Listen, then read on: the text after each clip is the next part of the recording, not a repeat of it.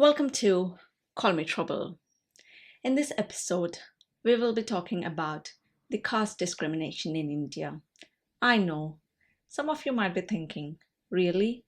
You're talking about caste in this age, at this point? Come on, this is 2025. Well, the short answer is yes, but I'm here to give you the long answer. I'm Tejaswi Babilapati. I'm a human from planet Earth. To be specific about the region, I'm from India. So let's dive right in. Why I'm talking about this topic at this point is that recently I have been to an event where I met amazing people and I met some new friends there. So during one of our conversations, they asked about what I will be doing next. And I told them that I would be recording a podcast episode about the caste system in India, how it is still prevalent and ingrained in our day-to-day lives in India. So when I explained to them about this, they were honestly shocked to hear that it's still practiced in India to this level. So a few months ago, I came across the work of Alina, known as I See Some Letters on Instagram. Her work is related to caste discrimination and Christianity. Her work really moved me because it has caused a ripple effect in terms of my research in this regard. And I eventually came across this guy called Lakshya. His handle on Instagram is Lakshya_speaks, whose work is also related to caste discrimination. He talks about the complex elements involved in the caste discrimination. He really explains them in simple terms in a way that we can understand. And if you look into their comments, you will understand the kind of hate people put out there.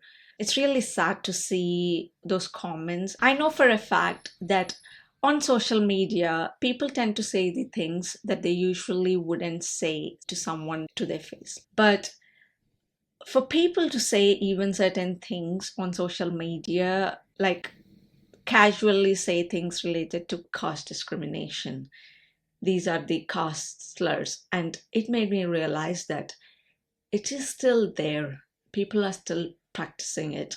People are still looking down upon certain people belonging to certain castes.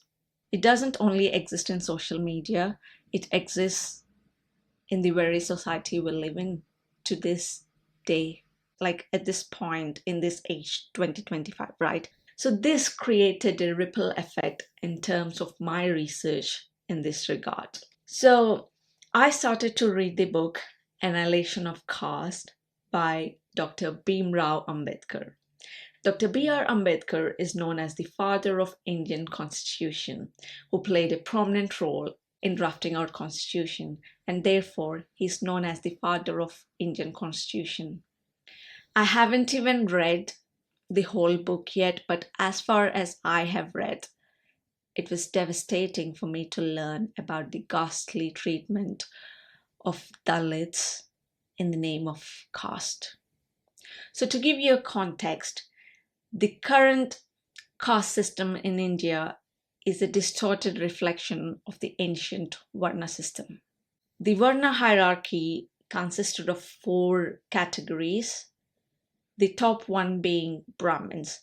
These are the teachers, scholars, and the priests.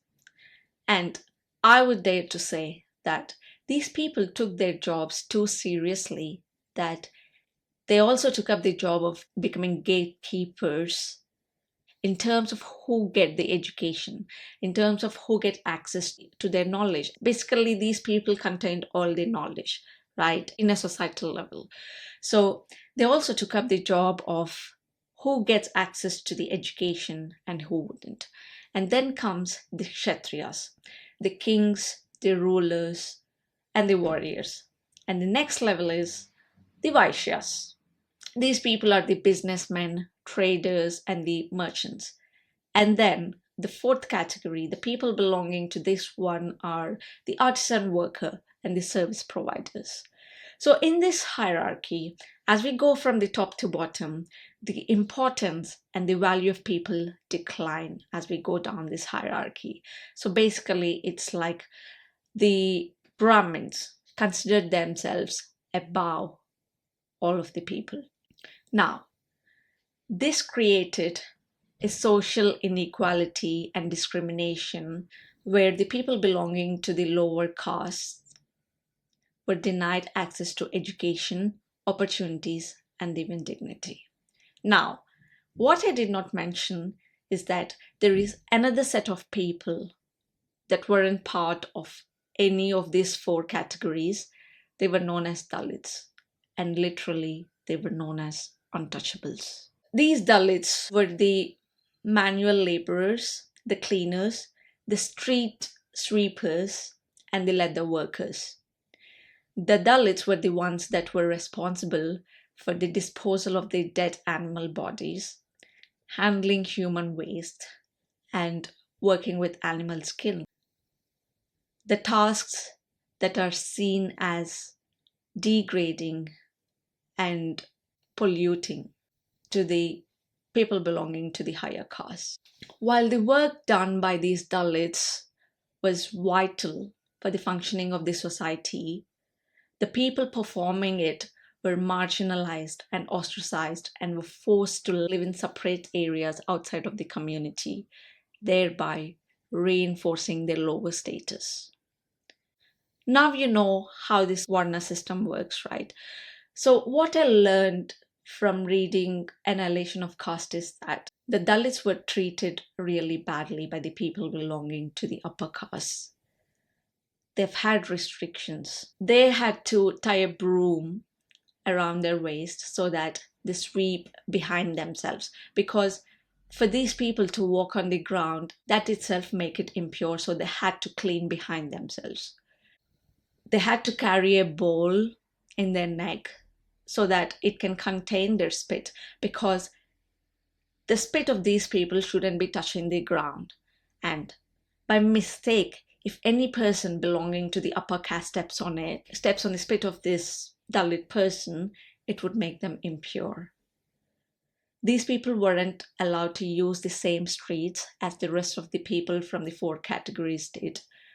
They had to make loud noises if they were to pass through these streets, so that the people belonging to this higher caste can hide in their houses so that they wouldn't bump into this person and become impure. And guess what? These people weren't allowed to have ghee, even if they can afford it, because ghee is the luxury food of the upper caste people.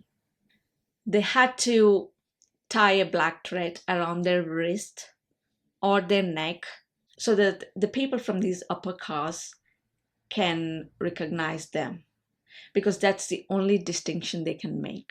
That's the only way these upper caste people can distinguish these human beings belonging to the lower caste, belonging to this Dalit sector. And guess what? These people, they weren't even allowed to wear certain types of clothes with fancy golden lining or certain clothes. It's a luxury of the upper caste people. They were restricted to live in certain way, that they can't drink water from the same wells as these upper caste people did. It was that bad. It brought me to tears. When I read about people having to tie black threads around their wrist or their neck, it reminded me of something else. I could relate this to somewhere else in the world. The Holocaust situation in Germany, where the Jews had to wear a yellow star so that the Germans can distinguish them from the normal crowd. That's how they have segregated them. And it also reminds me of the story of Les Brown. Les Brown is a motivational speaker. When he was a kid, he drank water from a water fountain. When his mom saw that, she slapped him. At that point, Les Brown did not understand why she did that, because he was thirsty and he just drank water from the fountain. It was only later he realized that On the water fountain, it was written as whites only. His mom slapped him because she was scared of what this world would do to his son for not knowing his place. People might say these stories go way back to ages, but I'm here to tell you that it's still happening in India. People still practice caste and caste discrimination in India. As I went further in my research, I was looking on YouTube in this regard. I came across Beena Pallical. Sorry if I got the name wrong, but she talks about how caste exists and is practiced to this day in India. How the people are still doing the same kind of work that traditionally their ancestors have been doing, and how the society made sure how they were oppressed to carry out the same kind of work that their ancestors did. In one of her talks, she mentioned about how a landlord wouldn't rent his house to the people who belong to the so-called lower caste. In general terms, like if they eat meat, they're considered as impure and they wouldn't rent it to people who eat meat. And I also came across Meera Estrada. She was a guest on the show called City Line, where she talked about how people practice caste at a global level. Now, she was born and brought up in Canada, but at an emotional incident with her acquaintance, she felt the need to talk about it because it was that bad. It made her decide to speak up about it because certain people do carry and practice this at a global level as well. This is not just in India. There are laws in certain states like Seattle in the US where they do have anti-caste discrimination laws. People have taken this caste system to the global level because they have considered themselves beyond certain category of people. So coming back to Meera Estrada's story, in her interview, she also recommended everyone watch this movie, Origin, by Ava DuVernay. So it was released in 2023. This movie is based on the book Caste, The Origins of Our Discontents by Isabel Wilkerson. I watched it and it brought me to tears because it does show the harsh reality. And I wouldn't spoil it for others by giving out the details, but I would recommend everyone to watch it. And when I watched the videos of Isabel Wilkerson, in her definition, caste is the stratification of people into different grades where they are seen as above or beneath someone in terms of like where they dehumanize people, where they weren't given any dignity. So she gives the analogy of moving into an ancient house in America. They've got basements. According to her, to not go and look into the basement after it has rained, it is at your own peril. If you ignore to see what the rain has brought, it will be at your own peril because whatever happened has happened. But it is still our responsibility because not knowing about this knowledge, about this history, wouldn't take away the consequences of it. If we choose to ignore what happened in our history, we still face the consequences. And you got to watch her interviews. I got to say it's been such an emotional experience for me. And according to Isabel Wilkerson, this is my going into the basement moment to see what the rains has brought. And I will provide links to all the references I have made so far in the description, because if there is anything I have learned at university, it is this. When we write down a piece of work or an assignment, we always mention the references from which we built it upon, because it wasn't our own inherent knowledge. Some of it could be, but not all of it is based on our inherent knowledge. It is built upon someone else's idea, whether we are writing in favor to their idea or we are critiquing someone's idea, we always make references at the end because it's not our own inherent knowledge. We are building up on something someone has written. So we can't quote it as our own work. And I really value this. And I really want to make sure I give credit where I have built up on someone's opinion or someone's research or someone's idea. And I think that's a fair use of someone's work. It is necessary that we provide references to them. It's a way of giving them credit.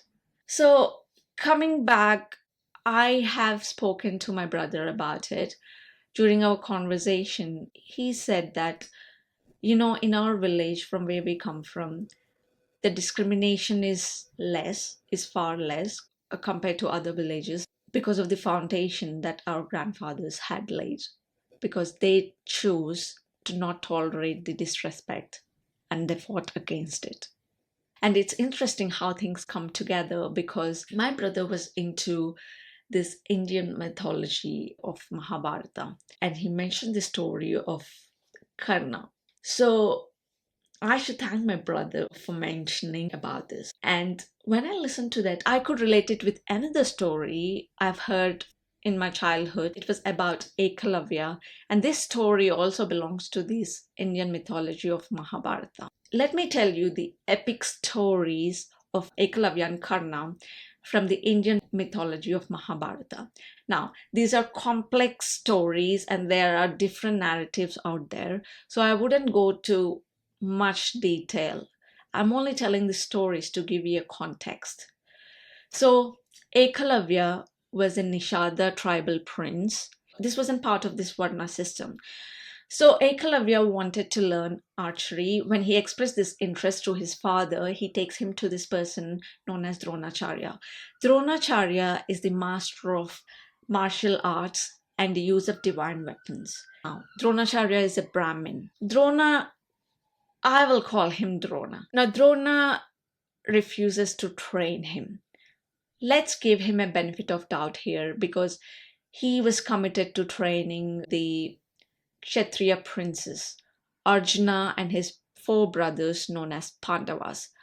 Pandava means 5, like including him and his brothers. Overall, it's 5. So, because he was committed to teaching the royal family, the Kshatriyas, he refuses to give training to him. So Ekalavya, he was discouraged, but he did not choose to give up. So Ekalavya decided to make a statue of Drona out of clay, and he started to pray to that statue and he practiced in front of it. Now Ekalavya honed his skills and became proficient in archery by meticulously observing and imitating the techniques while watching Drona teach them to the Pandava princes from a distance. He became proficient, he became extraordinary in those skills. So one day, a hunting dog that belonged to these princes, it ran into the woods where Ekalavya was practicing and it started to bark. So Ekalavya, submerged in his practice, he gets disturbed with this dog barking and he swiftly shot 7 arrows in rapid succession into its mouth without causing it any injury. Now the dog, being unable to bark, it goes back to the princes. Now the princes were astonished by this act. Now Arjuna, he was troubled and worried by this act because Drona promised Arjuna that he would make him the best archer in the world. So Arjuna was also curious to know about who could perform this astonishing act. So these 5 princes, along with Drona, they follow the trail left by this dog and they eventually see Ekalavya practicing. So Drona asks Ekalavya about where he had learned these skills from. Ekalavya says, I've learned it from you. But Drona was surprised to hear that, saying, no, I haven't taught you. But Ekalavya points to the statue of Drona and tells him, like, you are my teacher.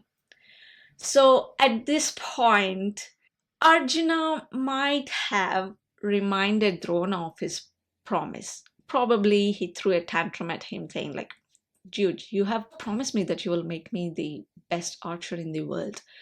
So Drona, to resolve this issue and uphold his word to Arjuna, he does something that's really shocking. And guess what? Drona asks Ekalavya for Guru Dakshina, which means a teacher's fee. And guess what he asks as Guru Dakshina? He asks for Ekalavya's right thumb, which is the very digit that is vital for proficient archery. Ekalavya, without any hesitation, he cuts off his right thumb with an arrow and he offers it to Drona. That's the end of the story. Now I wonder what Drona might have done with that finger. Now that brings us to our next story of Karna. Karna was born into a Kshatriya family to Kunti, but Kunti decided to abandon him because of the way he was born. He was born through a boon by the sun god to Kunti.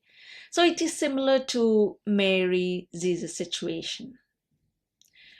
So Kunti puts Karna in a basket and sets him afloat on a river. Now, Karna has got distinctive physical traits because he was born by a boon. He was born with divine golden earrings and an invincible armor. Now, this basket was found to a charioteer family. They were known as the Sutas, and this particular Sutta belongs to Shudra Varna. The kind of work they do, it belongs to Shudra Varna. So while growing up, Karna had a deep longing to learn the martial arts. So he approached Drona. Remember, Drona is the same guy. He's a Brahmin who taught Arjuna and his brothers. Drona rejected training Karna because of his perceived low birth. So Karna, even though he was born into Kshatriya family, he was seen to be grown up in this Sutta family, right? So Karna, he decided to approach another master known as Parshurama. Now Parshurama is a fierce anti-Kshatriya. I mean, honestly, I don't know the story about this because I did not look about it. I don't have time, but there could be a reason for that. So Parshurama vowed to teach only the Brahmins. Being aware of this knowledge, being aware of this vow of Parshurama to teach only Brahmins, Karna approaches him by lying to him that he is a Brahmin. He becomes proficient in these skills. So at one incident, Parshurama was resting his head on Karna's lap, and on the other side, a scorpion stings, I think, Karna's feet, which led to a flow of blood. Even though it caused him a great amount of pain, Karna chose to sit still because Parshurama was resting on his lap. So when Parshurama woke up and recognized this, he questions Karna of his true identity because apparently only Kshatriyas can endure this amount of pain. Again, it is mythological, but stick with me. So that's when Karna confessed that he belongs to the Sutta family. Now Parshurama, enraged with deception, he curses Karna, saying that he would forget Brahmastra. He would forget the use of Brahmastra, the vital information when he needs it the most during war. Because Parshurama genuinely believed that Karna gained knowledge that wasn't meant for him. Because this is what Karna had to do for him to gain or learn this knowledge about martial arts. This is what he had to do. So at one point, Karna challenges these Kshatriya princes, Arjuna and his brothers. where they mocked him and questioned his lineage but not his skill. At the same point, Duryodhana. So this guy, I'm giving out names without much context, but for the purpose of time, I would say Duryodhana is the opponent of these Arjuna and his brothers, Pandavas. Basically, this is all about the fight between Pandavas and Kauravas. Duryodhana is the opponent of Pandavas. At least these people, Pandavas, were portrayed as good people in the mythology. So Duryodhana, he had seen the potential of Karna and makes him the king of a kingdom called Anga. So this makes him a king, like in terms of giving him a position, right? Again, it was manipulative, it was selfish for Duryodhana to do so, but for Karna, it was the only time he had ever felt seen. So at the end, Karna will be fighting against his brothers. Guess whose his brothers are? It's none other than Arjuna and his 4 brothers.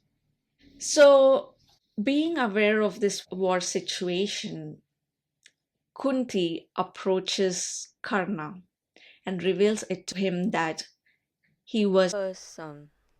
But Kunti, she wasn't there to tell Karna about the truth and invite him to her house. No, she has got a different agenda. She has got a request for Karna to protect her sons. Now, Karna, even at this point, abandoned by his mother, he questions her, "Am I not your son too?" To which he was faced with deaf ears. But Karna stood his ground.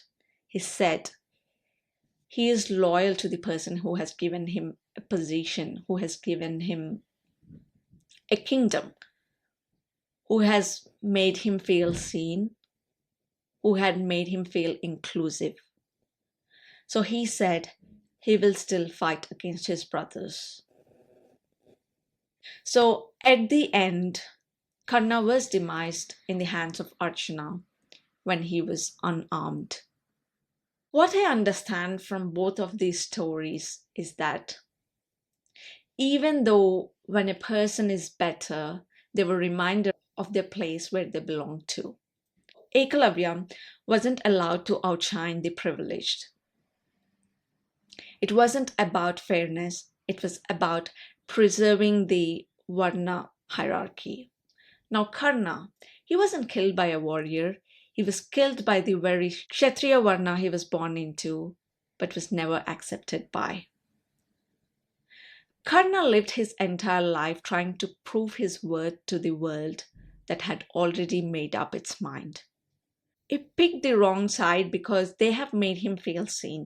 Karna fought not for dharma, dharma means justice, but he fought because he was finally seen. Ekalavya gave up his future knowing that he was never meant to win in a game that's rigged by caste. Ekalavya had to offer his thumb, not because he wasn't good enough, it was because he was too good for the system to handle. Now, this isn't just about ancient epic stories, it is about the things we hear in our daily lives and brush off. This is what I came across 15 years ago. It's not that ancient. So, this is between my 8th and 10th standard. One of my friends expressed her disappointment about the reservation in our society and how it's unfair for these people belonging to the general categories. Now, a few years later, one of my friends, now this is a different friend, casually mentioned to my other friend, it was about some girl. This is what she said. You know, she's an ST. Guess what?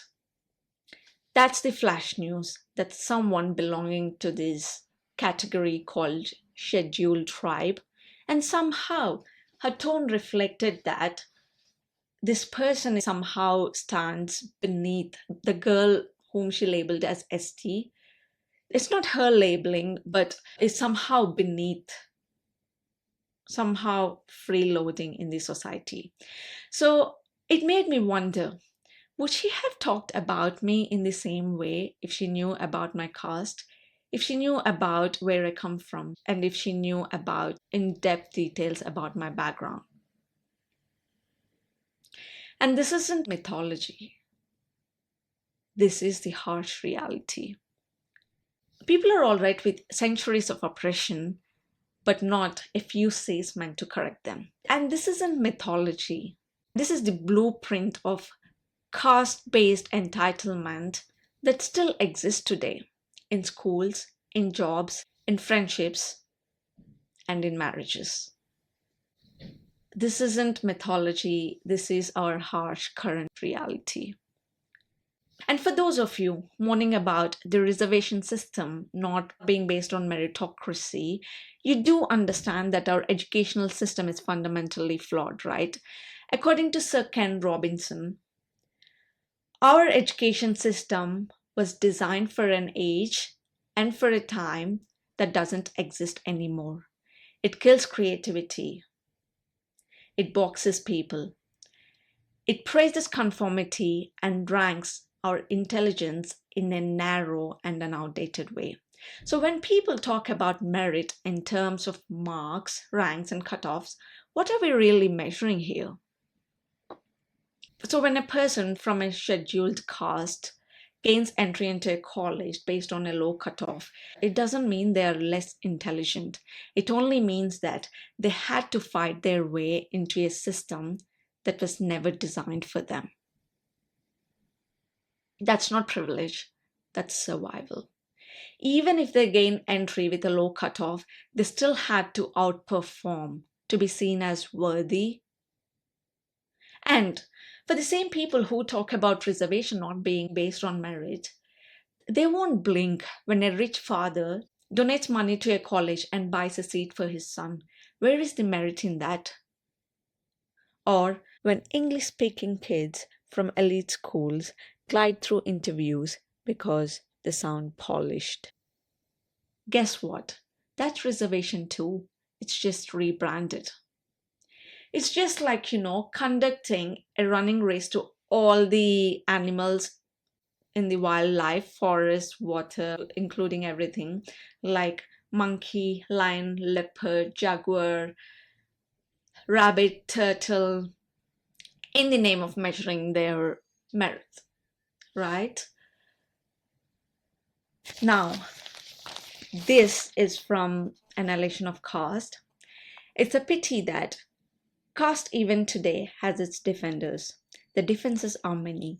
It's defended on the ground that the caste system is but another name for division of labor. But caste system is not merely a division of labor, but it's also a division of laborers. Civilized society undoubtedly needs division of labor. But in no civilized society is division of labor accompanied by this unnatural division of laborers into watertight compartments. Now, the caste system is not merely a division of laborers, which is quite different from division of labor. It is a hierarchy in which the divisions of laborers are graded one above the other. In no other country is the division of labor accompanied by this gradation of laborers. Now, I quote this by Arundhati Roy: any country that practices caste the way we do is a brutal country. And because I said all of this, it doesn't mean I'm just blaming the people that come from the same lineages as these upper castes. No, there are amazing people who doesn't practice caste.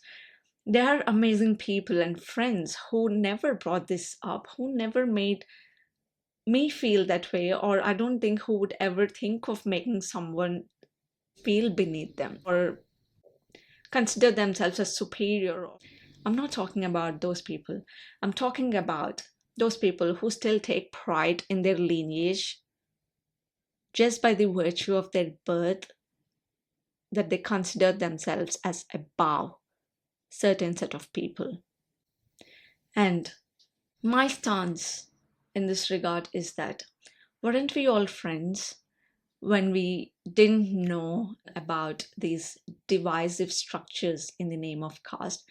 Why do we build walls against ourselves as we grow up in favor of this caste that cripples the very system we live in? And I will leave this to your conscience.